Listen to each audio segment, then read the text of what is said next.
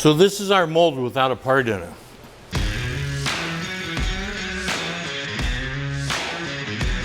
This is our C1 XL floor. We've designed this floor to drop approximately 2 inches from the original floor. Footwell's moved forward, seat can come back a little bit more. Accommodates big tubs for big tires and still have a convertible top. So part's been built, we're gonna pull it out of the mold. We're gonna give you a quick little explanation on the mold, why our parts look like they do.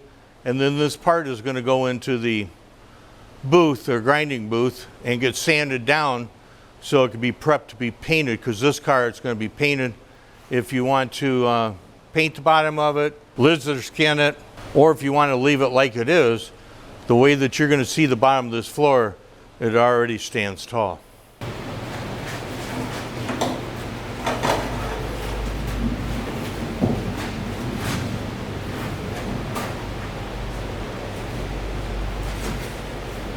This whole venture started off with our 57 XL.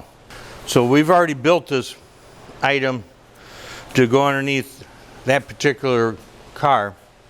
So we've taken that idea and brought it to an original body car. So we had to have a floor. We made our floor from scratch. The bottom side of the floor was finished off. So in turn, when we made our mold, this is the bottom side. This is the top side of our mold, but it's the bottom side of your part. So the bottom side of our plug, which was our floor, we brought to a Class A finish. And also in turn with this, we've built a perimeter flange around this to infuse it. So if we choose to infuse this part, we can infuse this part. So we're ready to infuse it. If we go that route, this one that we built that we're going to show you is a hand laid part. Just wanted to kind of show you the parts are shiny because the mold's shiny. The only way you get the mold shiny is a lot of hard dedication and a lot of hard work. If you don't have that dedication and that passion, it doesn't turn out like this. That's when corners are cut. So come over here, Andrew, with me. This is our floor upside down. So you see what was in that mold is on our floor now. This is the bottom of our floor that you're going to see on the bottom of that car when you're done. The crew that we put together here, the people we have here are very passionate. Ed's been with us over 35 years. A lot of experience, been here pretty much his whole career. Todd comes from a very extensive background in automotive. Tyler and Corey came to us from the Saginaw Career Complex, I believe 7 years ago is when they graduated. And then the guys in the fiberglass shop from Cameron and Cliff that built this part. It's a gorgeous part, I can't say enough, but it's because it came out of a gorgeous mold. So we're going to take and DA the back side of this, which is the bottom side that you're going to see in the car. We're going to DA it to 150 grit because our plans is to refinish the bottom of this car. So you got to sand it down so whatever product you're going to put on it adheres to it. So you'll be able to prime it, paint it. If you want to lizard skin it, or if you want to leave it just like it is, that's fine as well, leaving it just like it is. So we're going to show it to you after it's sanded and the process of bonding this floor into the body.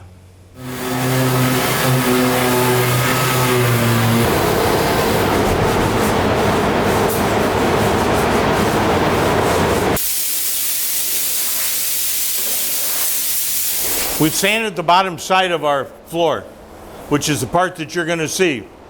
Between a combination of DAs and hand sanding with blocks, 150 grit is what we sanded this with.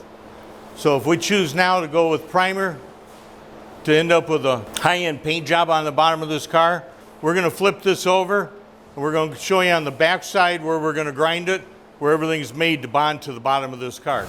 So once we were finished with the bottom of the floor, then we came to the top of it. We took our Sharpie and marked approximately 3 inches around the perimeter from the #1 body mount all the way down the rocker, up over the wheel well and across the back. We marked with our Sharpie we took our 3-inch grinder, 3-inch, 5-inch, whatever you choose to use, 24, 36 grit, whatever you choose to use. We came around the perimeter and we ground this. This is where we're going to get our epoxy bond. And while we're on the back side, we did our rough cut in of our pockets. These are the pockets for your trunk and deck lid hinge assembly. There's going to be a pocket that sits in there, that sits recessed in there. And so you'll see more about this as we go. Perimeter of it, all bonded. So we're prepped out. We're going to cut these out. We have our 4 alignment holes. We're going to marriage the floor to our rockers. Keep in mind, you saw the part earlier as far as putting in these rockers.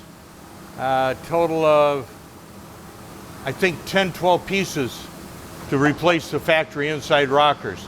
So it's all fiberglass, it's all beefed up, it's rock solid. So this is going to get bonded. The top of the floor is going to get bonded to the bottom of the rocker. And keep in mind, we're also going to be putting our tubs in here before we bond this. So you're going to see the tubs sitting in here. We're not bonding them until this is all finished.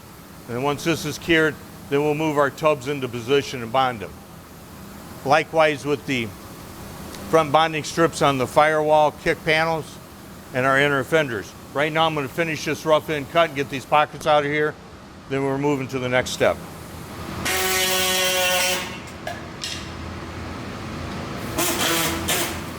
You'll notice on this part there are some scribe marks that we've made.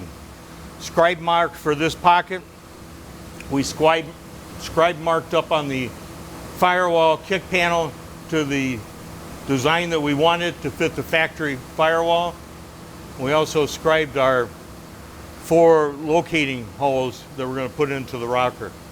So these are cut out now. Now we're going to go get our rear tubs and prep out our rear tubs, get them ready to set into place.